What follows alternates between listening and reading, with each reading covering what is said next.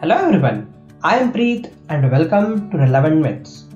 In this video, I will discuss some really fascinating trivia from ancient India. In ancient times, and even now unfortunately, there has been a really big emphasis on the male child or the son.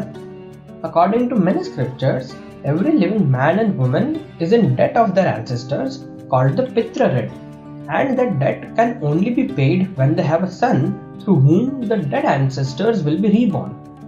And people who don't reproduce and have a son will go to a hell called Put.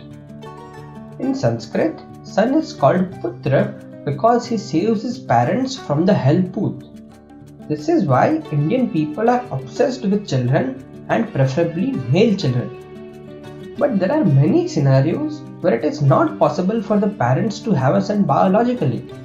So in ancient texts like Manusmriti and Arthashastra, 12 ways have been described from where a person can get a son who will perform the Shraddh ritual and enable him to be reborn after death. A disclaimer before starting that in the old texts like Manusmriti, a very patriarchal language has been used and women and even children have been treated as property. But I am staying true to those text descriptions, so that sentiment might be reflected from the classification also. But that is the tone of how these classifications were made and not my personal opinions on them, so please bear that in mind. So with that disclaimer, let's begin. Horus. The biological son of a father through his wife whom he has married is called an Horus. He is the most legitimate and preferred son. Kshetraj.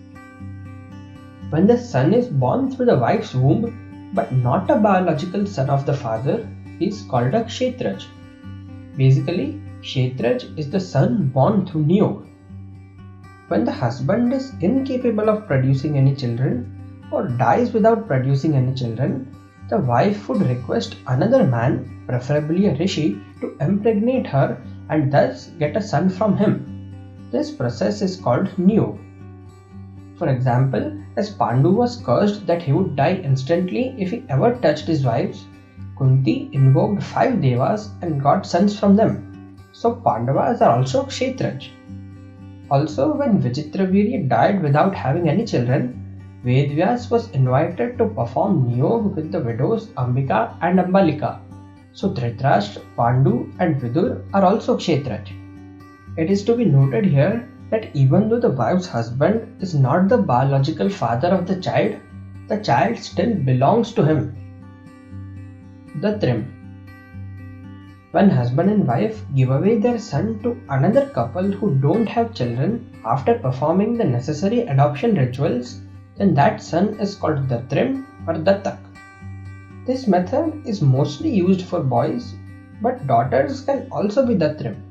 For example, King Sursen gave away his daughter Pritha to his childless brother Kunti Bhoj. Pritha was then widely known as Kunti, so Kunti is the Trim. Krutrim.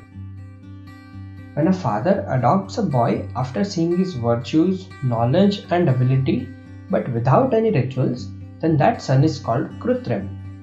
Here also the son belongs to the father but no adoption rituals have been performed. Gudhutman.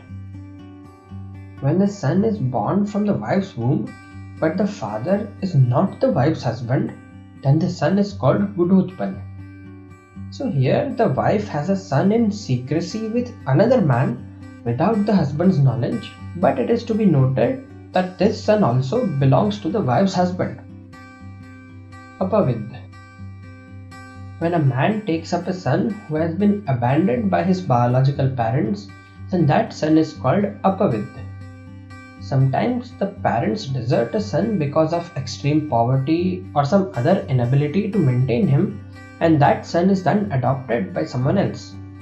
For example, the charioteer Adhirath and his wife Radha adopted Karn when they found him in a basket on the banks of the river Ganga. Here, Karn is an Apavid as his biological mother Kunti had abandoned him because he was born to her before her marriage. Kaneen. The wife's secret child which she bore in her father's house before marriage is called Kaneen.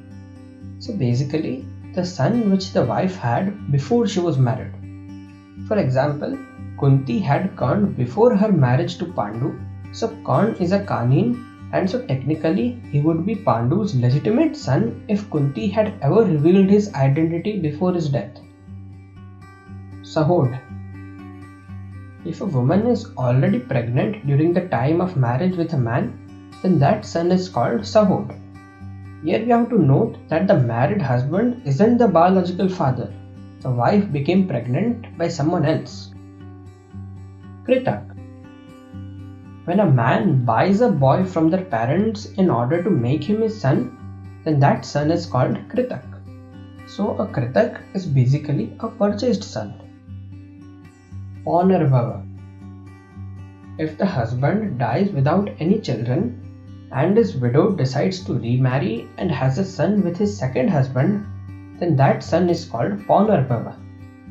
Here, even though the second husband is the biological father of the boy, he belongs to the family of the dead first husband. Basically, first son of the wife with his second husband has to be given to her dead husband's family, and then the sons after him can be kept by the second husband. Swayamdat. When a boy who has been abandoned by his parents offers himself to a man, then that son is called Swayamdat.